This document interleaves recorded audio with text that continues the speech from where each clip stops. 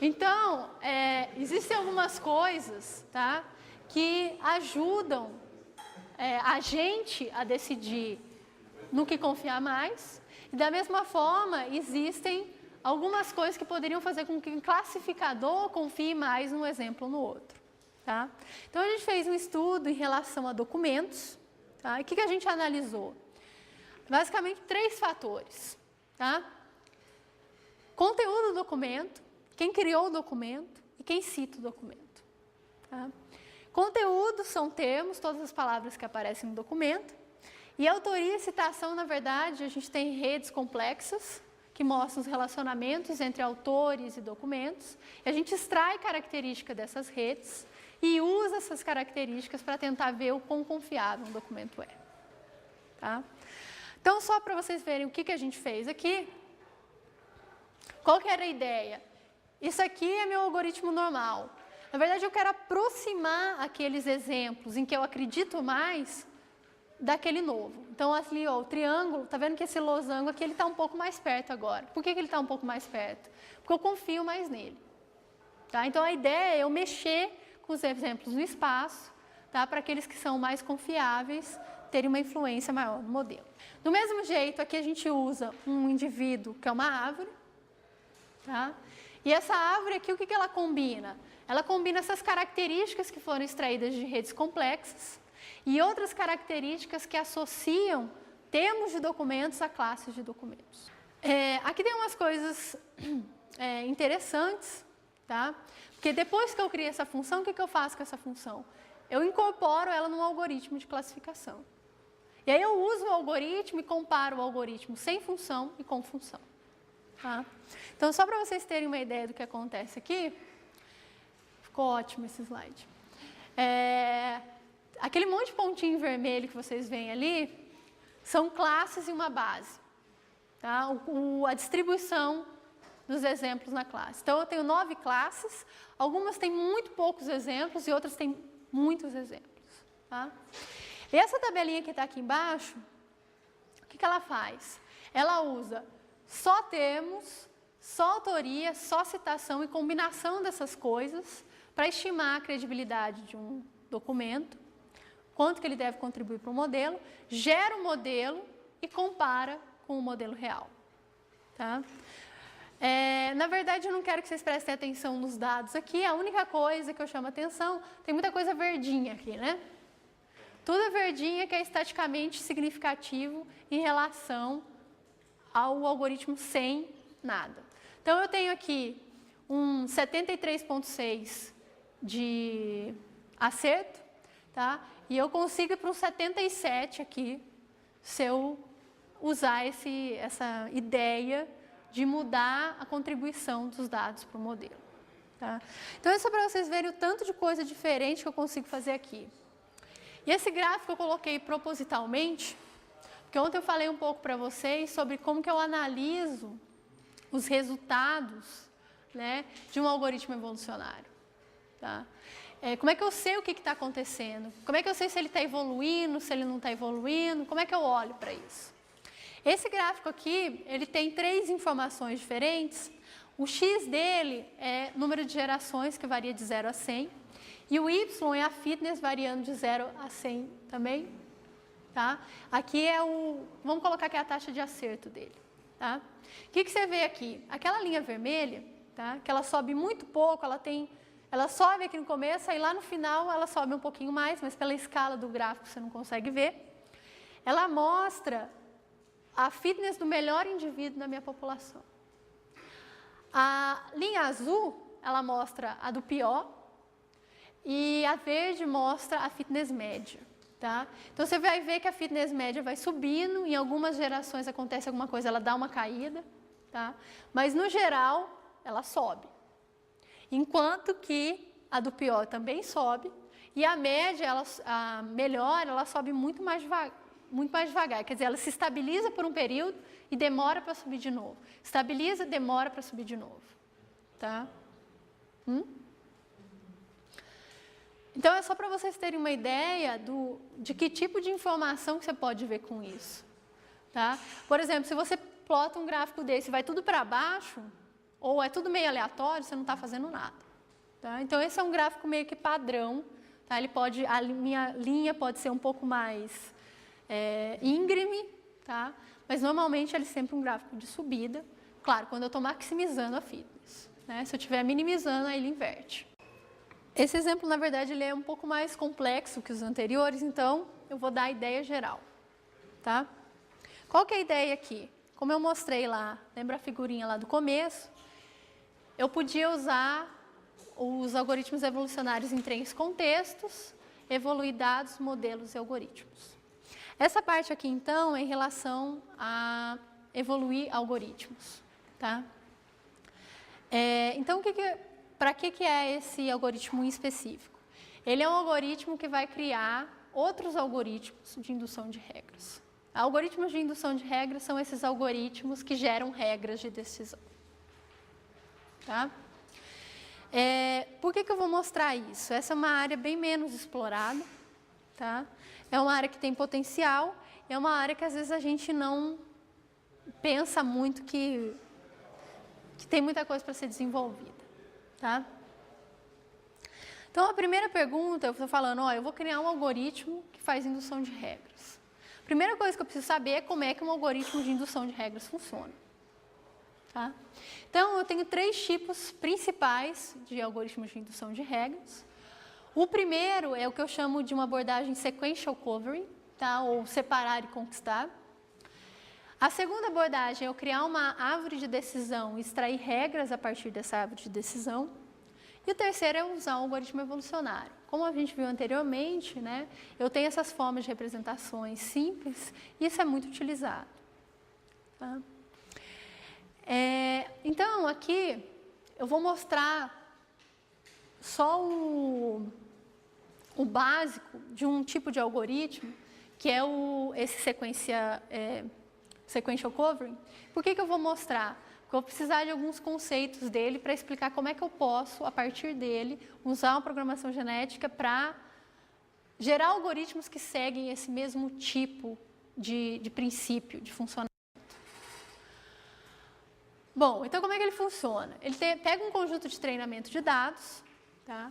E enquanto existirem elementos nesse conjunto de treinamento, ele aprende uma regra que cobre parte desses exemplos. O que a gente quer dizer com cobrir? Que a condição da regra bate com o exemplo, independente da classe.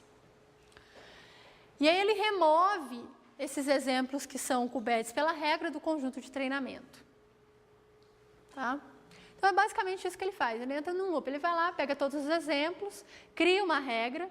Como ele cria a regra, já entro nesse mérito. Aí ele remove todo mundo que a regra cobriu, independente de classe, e continua até não sobrar nada no final. Tá? Então, eu falei que ele aprende uma regra. Como é que ele aprende uma regra? Tá? Ele tem esses algoritmos para aprender regras têm 4 componentes principais. O primeiro é como é que eu represento as regras. Quer dizer, minha regra pode ter ou, ela só vai ter e, ela pode ser uma regra de primeira ordem, quer dizer, compara 2 atributos, cidade maior que salário, sei lá, coisa assim. Isso não faz muito sentido, mas para alguns casos faz. Tá? Ela tem um mecanismo de busca. Tá? Como é que ela procura por regras? Ela tem um método de avaliar as regras que ela encontrou para ver o quanto que essas regras são boas. E, por último, ela tem o que a gente chama de um método de pruning. O que é um método de pruning? Eu crio uma regra mais específica, tá? E depois eu vou diminuindo isso daí, eu vou cortando um pedaço dessas regras. Então, aqui, eu vou deixar aqui para vocês, tem várias formas de buscar, várias formas de avaliar, várias formas de fazer pruning. Tá? Eu tenho dezenas de algoritmos que seguem essa abordagem, tá? E criam regras no final. A pergunta é, como é que eu escolho qual deles eu vou usar? Rodo todos? Vejo quem é melhor? Tá? Então, esse ainda é um problema, não só dentro de uma família específica de algoritmos, né? Mas em geral. Como é que eu escolho qual algoritmo é o melhor para a minha aplicação? Tá?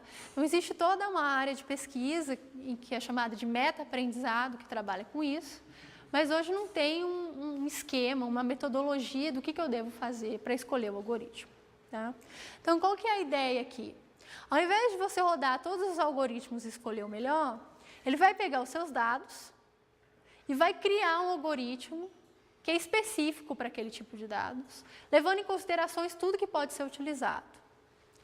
Ou, dado um conjunto maior de dados, ele vai ver, dentre todas essas possíveis opções, o que levaria a melhores resultados no geral. Tá? Então, por que é interessante fazer isso? Tá? Muito algoritmo, eu não sei qual que eu escolho. Ele fala que quando eu faço isso automaticamente, também eu meio que me livro dessa tendência do programador de que ele já fez 1000 coisas de um jeito uma vez, então a 1000ª ele vai fazer do mesmo jeito. Porque ele sabe fazer daquele jeito. Então ele não pensa em outras abordagens. Tá? E por último, que eu posso ter algoritmos específicos para base específica. Tá, então só para mostrar uma coisa que eu acho que é interessante, o que eu mostrei para vocês anteriormente era o quê? Eu tinha um conjunto de dados de treinamento, eu tinha um algoritmo de programação genética e ele gerava um conjunto de regras. Né? Foi isso que a gente viu que aquele AGP fazia. Tá? Agora, o que eu tenho... Só que não eram regras, né? Naquele caso eu tinha uma função matemática. Tá? Mas ele gerava um modelo que era uma função matemática. O que esse algoritmo aqui faz? Na verdade, a programação genética ela não entra ali no lugar do algoritmo. Tá? Ela gera um algoritmo que, independente do conjunto de treinamento que você der para ela, ela vai gerar um conjunto de regras. Então, eu estou num nível de generalidade acima. E aqui, tá? Volta aquele diagrama básico de programação genética. E as partes em azul, como sempre, são aquelas em que eu preciso variar. Né? Eu preciso da representação, eu preciso da fitness.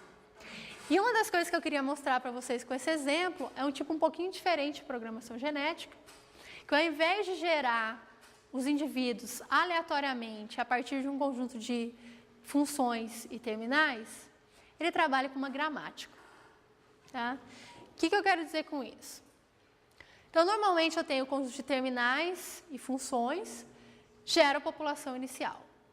Esse algoritmo não. Você, programador, vai lá, constrói uma gramática dizendo o que é válido para mim. Que tipo de programas que eu vou criar e que são válidos. Tá? E a partir disso, a partir dessa gramática, ele segue as regras de produção da gramática e cria um indivíduo. Tá? Então, aqui, a gente tem esses algoritmos baseados em gramáticas, ele tem algumas propriedades diferentes, tá? Porque eles têm muita semântica associada a cada nó do indivíduo. Tá? Eu sei que aquele nó é um nó de avaliação e ele sempre vai ser um nó de avaliação. Eu sei que aquele nó é um nó de busca, ele sempre vai ser um nó de busca. Então, fica mais fácil evoluir programas aqui desse jeito. O que tem nessa gramática desse algoritmo que gera algoritmo? Basicamente, componentes de algoritmos que já existiam. Então, ao invés de eu deixar o algoritmo fazer o que ele quiser, tá? Eu vou dar várias opções.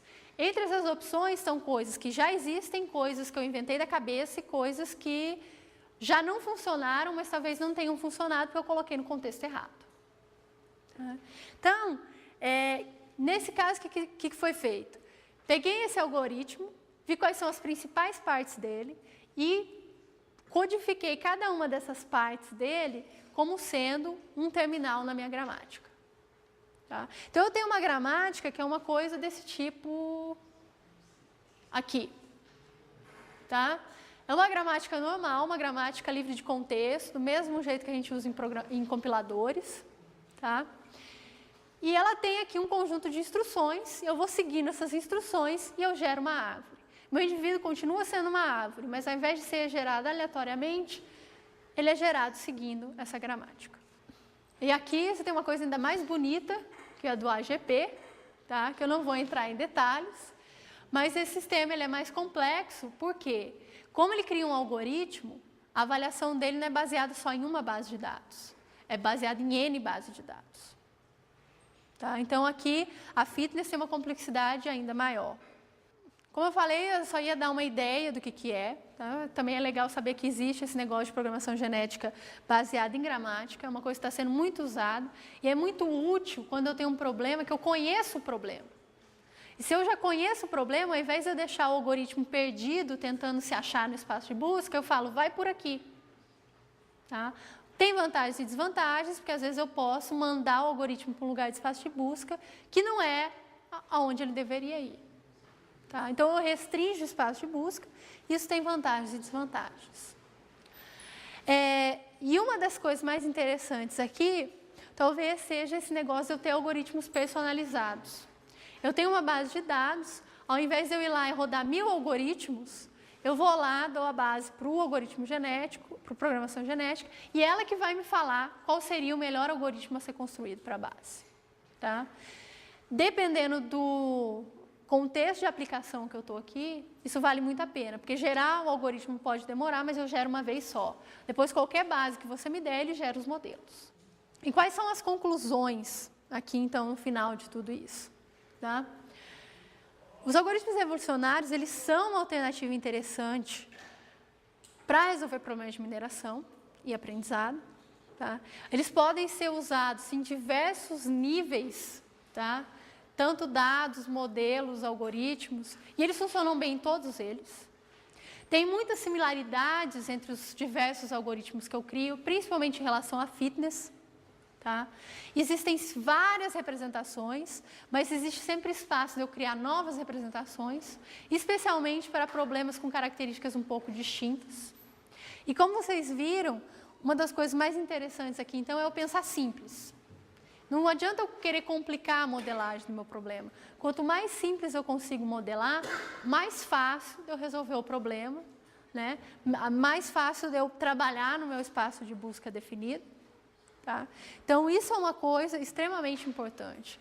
Mas eu acho que uma coisa que vocês têm que levar, né, se for de tudo que eu já falei até agora, sempre lembrar que esses algoritmos, eles são algoritmos não determinísticos. Então, eles não vão te garantir a solução ótima, mas para problemas, principalmente NP difícil ou NP completo, eles vão realmente dar um resultado muito mais rápido do que você precisaria se você precisar desenvolver um algoritmo exato que resolve aquilo ou esperar a tecnologia desenvolver para você ter memória e processador para gerar aquilo. Né? Então, a gente teve eu tive uma discussão aqui com os meninos ontem no final do curso, né? Que às vezes as pessoas criticam muito esses algoritmos porque falam assim, esses algoritmos não têm formalismo, eu não consigo entender o que está acontecendo, eu não consigo, e reclamações vão aí por diante. Tá? Agora, o negócio é o seguinte, você tem que lembrar que esse algoritmo é uma heurística. Tá? Ele é uma heurística e se eu formalizar, talvez ele deixe de ser uma heurística, eu sei exatamente o que está acontecendo. Então, formalizar isso é muito complicado. Existem tentativas, tá? Mas não existe nada que seja perfeito e encaixe em todos os tipos de algoritmo que a gente desenvolve. Ao mesmo tempo, a aplicação em todas essas áreas que já aconteceram, e principalmente na área de aprendizado, já mostrou que eles fazem o que eles têm que fazer. Tem muito estudo tentando explicar como, tá? Mas talvez essa seja uma das coisas mais difíceis. Tá? Mas, ao mesmo tempo que há 20 anos atrás as pessoas olhavam e falavam, eu não vou usar esse algoritmo porque ele demora para rodar, hoje esse problema é o dos menores. Existem outros problemas muito mais interessantes que as pessoas estão indo atrás de atacar. Tá? Então, usem, mas saibam usar. Tá? Eu não uso em qualquer coisa. Tá? Como eu falei para vocês ontem, se tem um algoritmo exato que resolve esse problema, não perca tempo com ele. Tá? E, só para terminar, porque eu também não aguento mais falar do mesmo jeito que vocês não aguentam mais ouvir, para quem é do FMG ou para quem é de BH e quer fazer uma disciplina isolada, ou para quem é de outro lugar e está querendo vir para cá, fazer um mestrado, um doutorado. A primeira parte do curso, em especial, que eu falei aqui, ela é um subconjunto pequeno de uma disciplina que eu ofereço todo segundo semestre, tá? Que é chamada Computação Natural.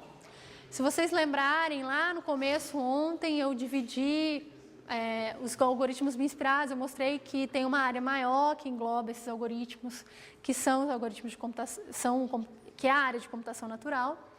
E que eu tenho algoritmos evolucionários, tenho aqueles baseados em grupos, tenho redes neurais, etc, etc, etc. Então, essa disciplina, ela cobre todos esses tipos de algoritmos e ela tem uma ênfase tanto na parte de aprendizado quanto na parte de otimização. Né? Eu dei uns exemplos com otimização ontem porque eles são mais fáceis de entender. Né? Como vocês viram hoje, a parte de learning, você precisa de um conhecimento melhor na parte de learning para entender o que está acontecendo. Né? Mas a disciplina ela vai meio que nos dois lados, ela fala tanto de otimização quanto da parte de aprendizado. Então, quem tiver interesse, estão todos convidados a fazer, tem algumas informações na página, tá? Eu vou deixar esses slides lá também, tá? Tem todas as informações de referências, daqueles links, daquelas aplicaçõezinhas que eu mostrei. Bom, gente, então obrigada, espero que vocês tenham aproveitado, tá? E espero ver alguns de vocês na disciplina do segundo semestre. Tá bom? Obrigada.